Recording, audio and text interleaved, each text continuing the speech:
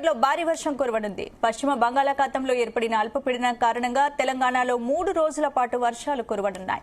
పలు జిల్లాల్లో మోస్తారు నుంచి భారీ వర్షాలు పడతాయని హైదరాబాద్ వాతావరణ కేంద్రం వెల్లడించింది. మరోవైపు సముద్ర మట్టానికి 7.6 కిలోమీటర్ల ఎత్తులో ఉపరితల ఆవర్తనం కొనసాగుతోందని, ఎత్తు పెరిగే కొద్దీ దక్షిణ దిక్కుకు వాలి ఉందని వాతావరణ శాఖ వెల్లడించింది.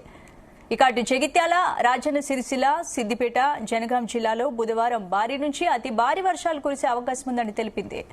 రైట్, ఇదే అంశంపై ఇవాళ డిఎన్ఏలో మా ఎడిటర్ భరత్ తో డిస్కస్ చేద్దాం. భరత్, మే నెలలో జనరల్ గా ఎండలు మండిపోతుంటాయి. ఈసారి ఏంటి సీన్ రివర్స్ కనిపిస్తోంది, విపరీతంగా వర్షాలు రోజు. ఎస్, అంటే రోహిణి కార్తెలో రోళ్లు బగిలే ఎండలు అని చెప్తూ ఉంటారు కదా. మృగశిర కార్తె అంటే జనరల్ గా జూన్ 8 ఆ ప్రాంతంలో వచ్చిన తర్వాత మృగశిర కార్తెలో వర్షం పడుతుంది, తొలకరి వర్షం పడుతుంది అంటారు. కానీ రోళ్లు బలిగే ఎండలు కాకుండా విపరీతంగా వర్షాలు పడుతున్నాయి. దీనికి కారణం ఏంటంటే ఋతుపవనాలు చాలా ఎర్లీగా వచ్చాయి. కేరళకు జూన్ 1వ తేదీన రావాలి, కానీ మే 24వ తేదీ నాటికే కేరళకు వచ్చేసి, కేరళకి 8 రోజుల ముందు.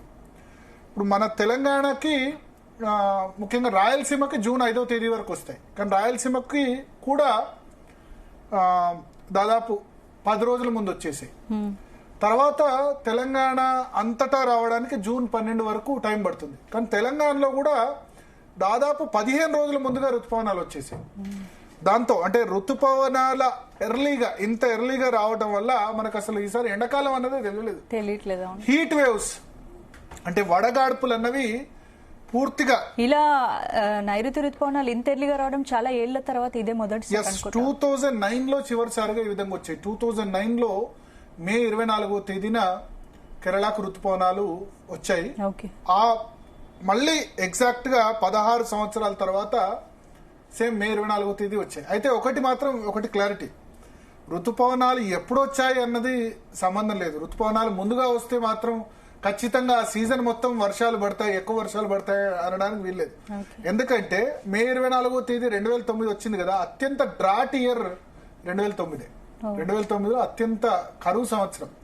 మనకు కూడా అసలు సెప్టెంబర్ వరకు వర్షాలు పడలేదు. కానీ సడన్ గా అక్టోబర్ లో ఒక రోజు మహబూబ్నగర్ లో 30 సెంటీమీటర్ల వర్షం ఆ ప్రాంతంలో పడడంతో ఆ సంవత్సరం సెప్టెంబర్ వరకు అసలు వర్షాలు లేవు. అక్టోబర్ లో విపరీతంగా వర్షాలు పడి శ్రీశైలం ప్రాజెక్టు కొట్టుకుపోయే పరిస్థితి వచ్చింది 2009లో. సో ఈసారి ఈ విధంగా ఎర్లీగా ఋతుపవనాలు రావడానికి లాస్ట్ ఇయర్ లానినా ఇయర్. మనం ఎల్నినా గురించి చర్చించుకుంటాం. ఎల్నినో సంవత్సరాల్లో కరువు కాటకాలు చాలా ఉంటాయి. పసిఫిక్ మహాసముద్రంలో సముద్ర జలాలు వేడెక్కడాన్ని ఎల్నినో అని చెప్తూ ఉంటారు. ఆ పసిఫిక్ మహాసముద్రంలో సముద్ర జలాలు వేడెక్కితే గనక దాని ప్రభావం ప్రపంచవ్యాప్తంగా ఉంటుంది పసిఫిక్ మహాసముద్రంలో. సో అదే పసిఫిక్ మహాసముద్రంలో సముద్ర జలాలు కూల్ గా కావడాన్ని, అంటే టెంపరేచర్ ఉన్నదానికంటే తక్కువ కావడాన్ని లానినో అంటారు. ఎల్నినోకు వ్యతిరేకం లానినో.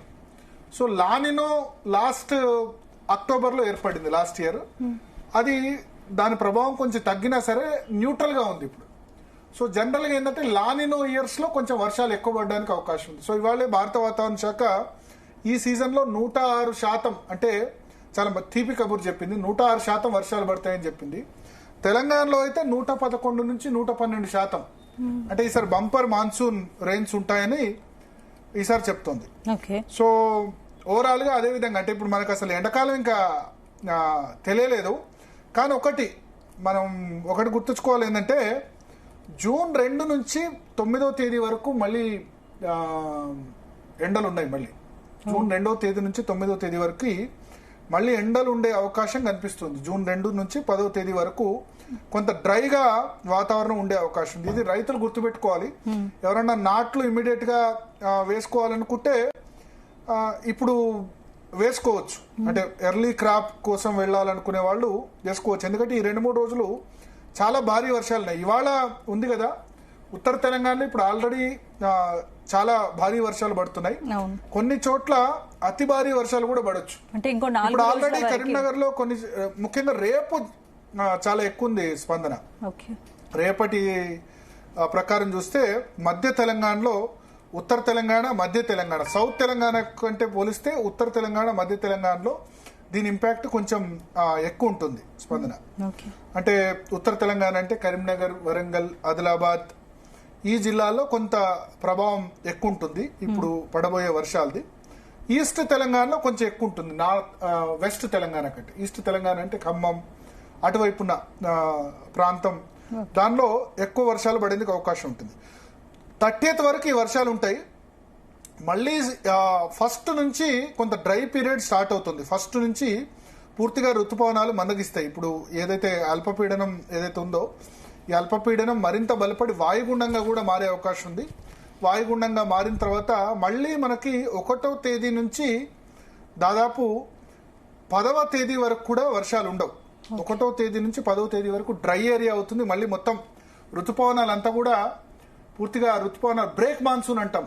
బ్రేక్ మాన్సూన్ అంటే ఋతుపవనాలు పూర్తిగా ఆగిపోయిన పరిస్థితి. ఆ పరిస్థితి జూన్ 1 నుంచి 10th వరకు కనబడుతుంది. అప్పుడు మళ్ళీ కొంచెం ఎండలు వచ్చే అవకాశం ఉంది. సో ఈ వానలతోనే మొత్తం ఈ సీజన్ ఇట్లా ఉంటుందని చెప్పలేం. ఋతుపవనాలు ఎర్లీగా వచ్చాయి, దానివల్ల మనకు రోహిణి కార్తెలు తెలియలేదు. కానీ జూన్ 2 నుంచి మాత్రం మళ్ళీ 10వ తేదీ వరకు, జూన్ 2 నుంచి 10th వరకు డ్రై పీరియడ్ ఉంది. ఆ డ్రై పీరియడ్ లో మళ్ళీ ఎండలు కొట్టొచ్చు.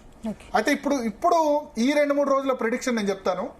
ఇవాళ భారీ వర్షాలు అంటే 7 సెంటీమీటర్ల కంటే ఎక్కువ వర్షపాతం తెలంగాణలో చాలా చోట్ల నమోదయ్యే అవకాశం ఉంది. ఆల్రెడీ కొన్ని చోట్ల నమోదైంది కొన్ని జిల్లాలో. ఎస్పెషల్లీ ఇప్పుడు రాజన్న సిరిసిల్ల జిల్లా, కరీంనగర్ జిల్లాలో భారీ వర్షాలు ఆల్రెడీ కులుస్తున్నాయి.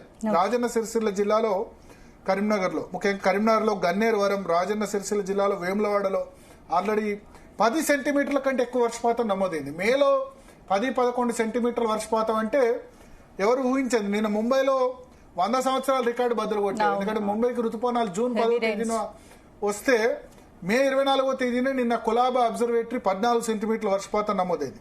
సో ఇప్పుడు ఎక్కడెక్కడ వర్షాలు పడ్డాయంటే రాజన్న సిరిసిల్ల జిల్లా, ఆ తర్వాత జగిత్యాల జిల్లా, నిజామాబాద్ జిల్లా, కామారెడ్డి జిల్లా, కరీంనగర్ జిల్లా, పెద్దపల్లి జిల్లా, జయశంకర్ భూపాలపల్లి జిల్లా, మంచిర్యాల, కొమరంభీం, ఆదిలాబాద్, ఇక్కడ అన్ని చోట్ల కూడా మహబూబాద్, ములుగు, వరంగల్, జనగాం, ఈ ప్లేసెస్ లో, యాదాద్రి భువనగిరి, ఈ ప్లేసెస్ లో ఆల్రెడీ వర్షాలు పడ్డాయి.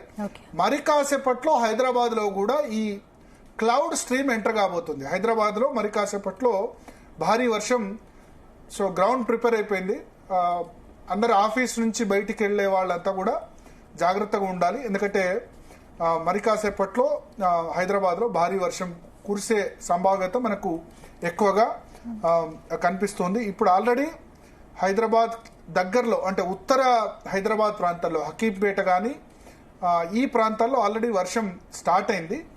ఈ స్ట్రీమ్ కాస్త కొంత కిందికి వచ్చేందుకు సమయం పడుతుంది. నార్త్ ఆఫ్ హైదరాబాద్ ఇప్పుడు ఆల్రెడీ వర్షం పడుతుంది. హకీంపేట, అల్వాల్ ఇటువంటి ప్రాంతాల్లో మరి కాసేపట్లో వర్షం కురియనుంది.